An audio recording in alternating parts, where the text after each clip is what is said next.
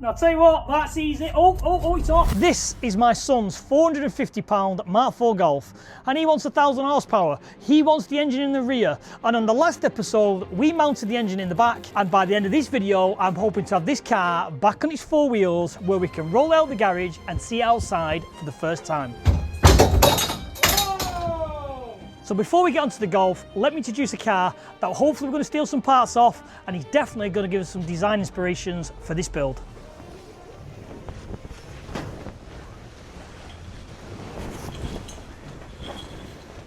So we purchased an Autograss style Mini. This is a rear-engined Vauxhall rear-wheel drive Mini. And what Autograss has done is they have perfected the way of installing rear engines in multiple shells in kind of like a universal fashion. Over multiple years, they've been able to sort out geometry, make it all adjustable, and make it really simple. I've got it as kind of a basis to look at and measure, and hopefully use some parts on this on the Golf, but at least it's a good basis to look at for adapting this to fit in the rear of the Golf.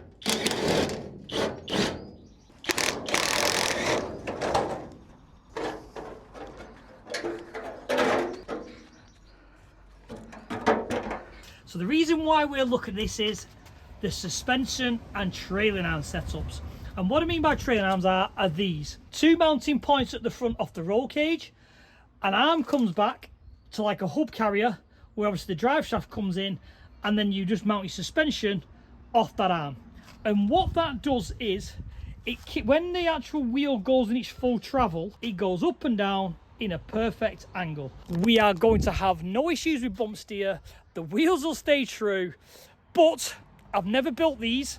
I don't know how they work. I don't know what parts they use. So let's strip this down. Let's get in the van. Let's get on the road, and we'll go and see some people who are experts at Autograss.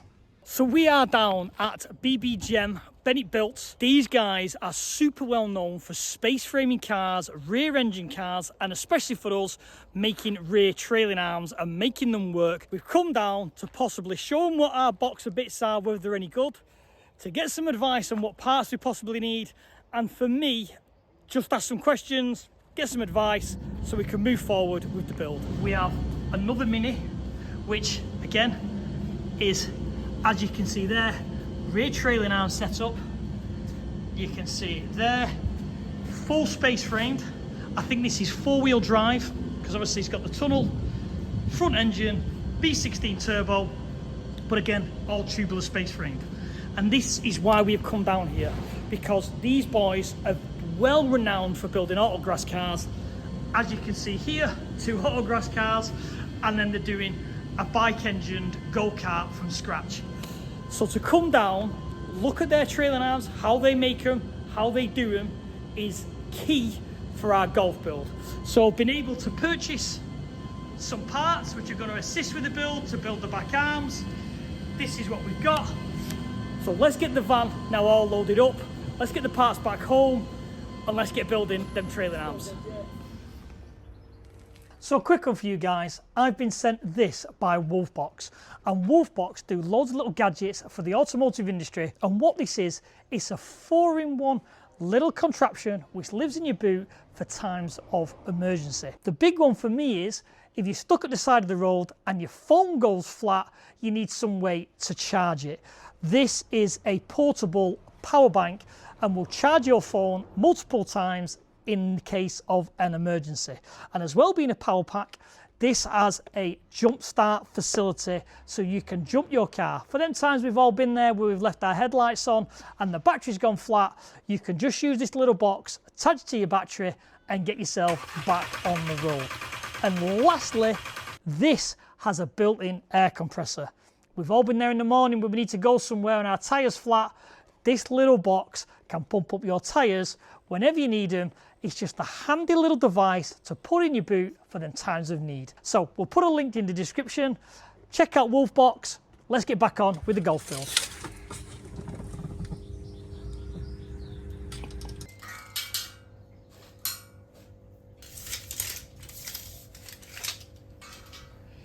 So this is one side of what we have got. So this is obviously a plate which welds onto there. This then is a hub carrier with a bearing. which goes onto there, which then goes onto there to give you a drive shaft, and that bolts on to there, and you get your adjustment and you build your trailing arm off here. To make that visually easier, this is now assembled and tacked. So there are your two plates with your center adjustment, with your hub, your billet hub with your bearing, your outside hub where your wheel goes to, and if you remember the measurements, we've got that on this edge, so that's where the wheel face is. Then we know we've got to put bars over this area to that line there. So now we have all these measurements. It is a case of, let's sit down here, putting bars to where we want them, to there, to reinforce it, so then we have our hub.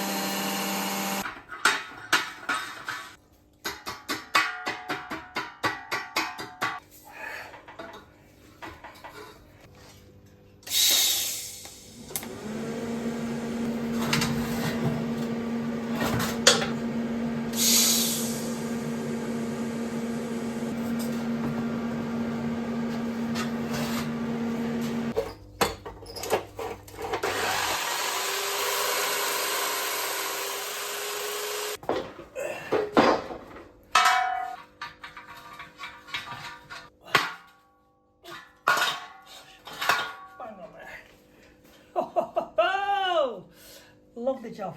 And this is the arm now tacked together. So as you can see, this is bolted there, that's been clamped to there, so it's all square and parallel. The centre line is the centre line of that little line there, the centre line. I had to calculate all the calculations to basically get rid of like the wheel hub, reduce the wheeling, do it all minus, minus, minus to get it so I can just bolt it to this framework. So yeah, there's one arm done. I think it's, let's have a look, see what it looks like in situ. Absolutely bang on where I want it to go. Well, I think so. Anyway, let's have a look. And we have completed both back trailing arms.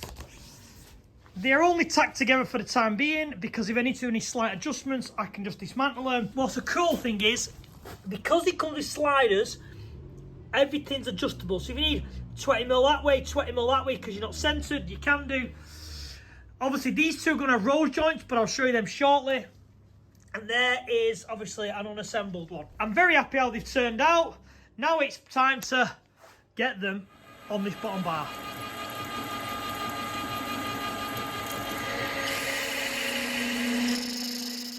Right, I've been on the lathe and I've machined a load of what are called misalignment spacers.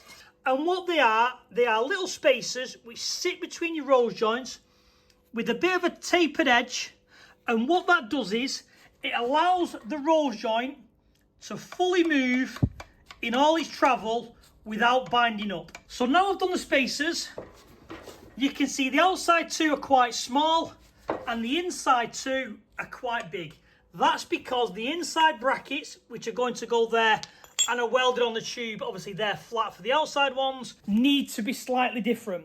I'll explain that once it's on the car.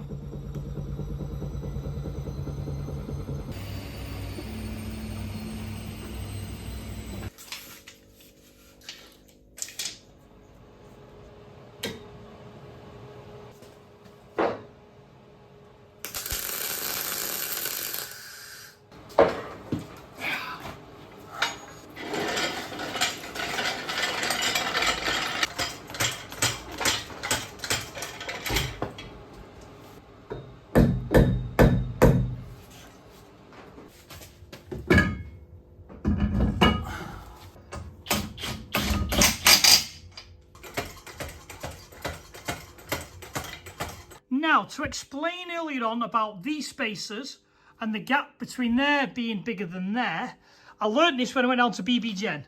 This is to sort your toe in and toe out, because if you wind that in or out, then this wheel's going to turn so forth as this pushes this bar out. And this is actually for your caster and your camber. Because if you lower that down, it's going to pull the wheel in. If you lift it up, it's going to pull the wheel out. That's why they have a different size here.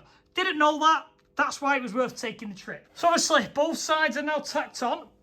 As you can see there, I'm well happy with them. I've put a wheel on this side with a bit of strap just to hold it up. But here's a massive, lucky thing. Look at this. This is pure luck, this. So this is the arm. That's the corner of the gearbox. It just clears. Now, it might come a problem in the future when we do tracking, but I'll cross that bridge when I get there. But again, there's loads of adjustment here, loads of adjustment here. There's adjustment all over. So I think we'll get away with it, but that there is pure luck.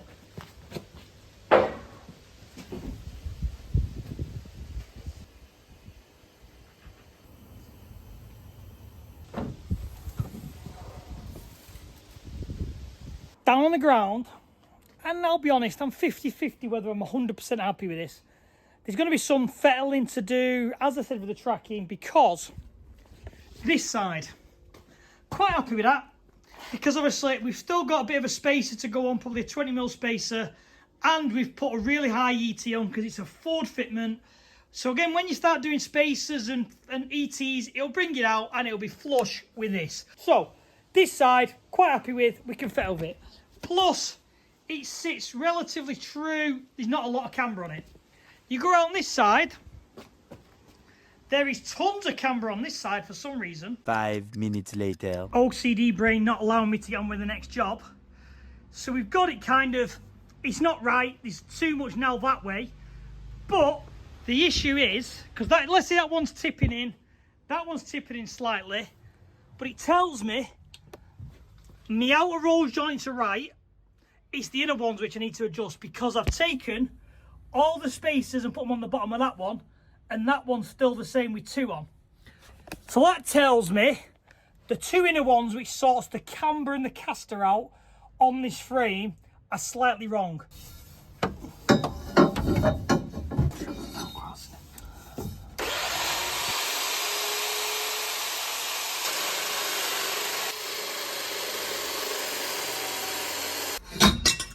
Oh, just keep falling off.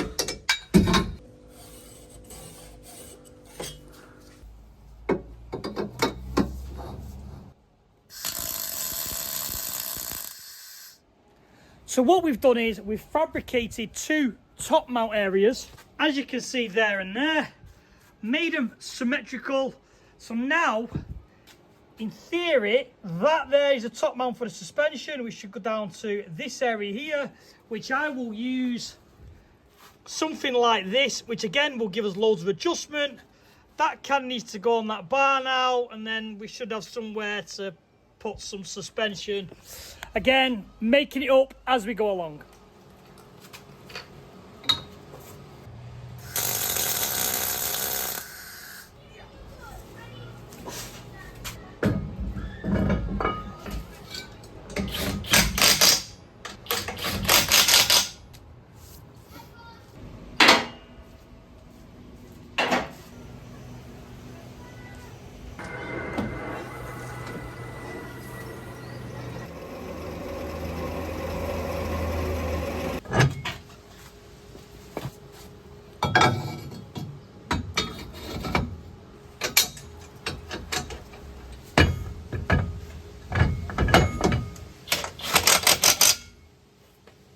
Made some makeshift suspension. We've got our brackets on the bottom, as you can see. All the adjustments so we can move it. So BB Jen told me suspension needs to be on about a 15-degree angle. That's why we've measured from basically there to the center point of this hoop. That's where we know where the hoop needed to be. So this makeshift shocker type thing can sit in the middle. Now I think it's just a matter of making this bar attached to this frame, and then it should be good to sit on its wheels. We're so close to having the Golf back on 4 wheels.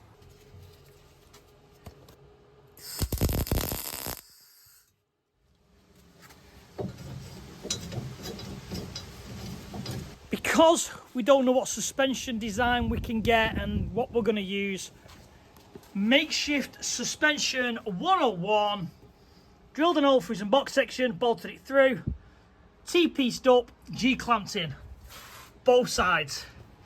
So in theory, I think this could go on the ground now and see if it rolls. Hopefully none of my tack welds crack and we end up with a car falling on ground.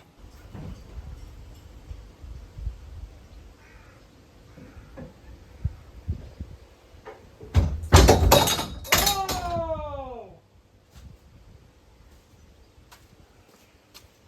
There. My G-clamps didn't like it. Too much force, fell off. Let's go to plan B. Couple of tack welds later, round 2.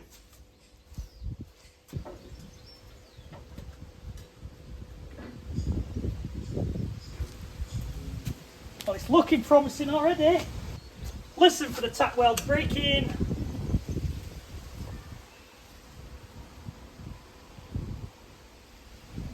Ho, ho, ho, ho! Hold your horses, my friend. Look at that. Now, I'll tell you what, that's easy. Oh, it's off, it's off. Let's get a shot behind that wheel. It's gonna go, just in case.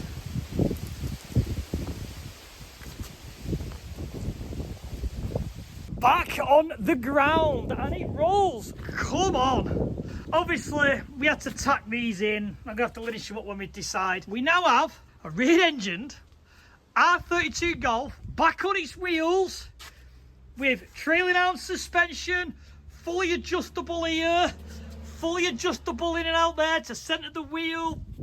I am well chuffed with this. We have also found the issue with the camber on this wheel.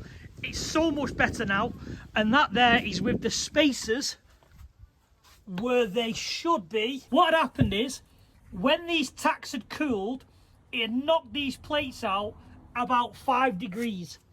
And 5 degrees there, you know, all the way out into the tip of the tyre has obviously pushed it where it looks a bit silly. When I weld everything 100% back into the back of this car, I need to make sure all them are bang on square and they're not pulled with welding. To say I've probably been on it, I don't know, 4 weeks, and we've got an engine in there now. Still a long way to go. And funny thing is, we've done all this work and we've still not give it a wash. So now it's on its wheels, I might give it a quick wash. But you can't fake genuine barn fine dirt. But look at it, look at it. So this project is moving fast.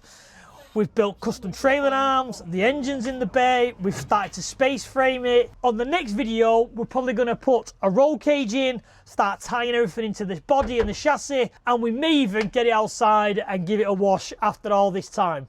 So if you're enjoying this type of content, please like, subscribe and comment, and I'll see us all on the next video.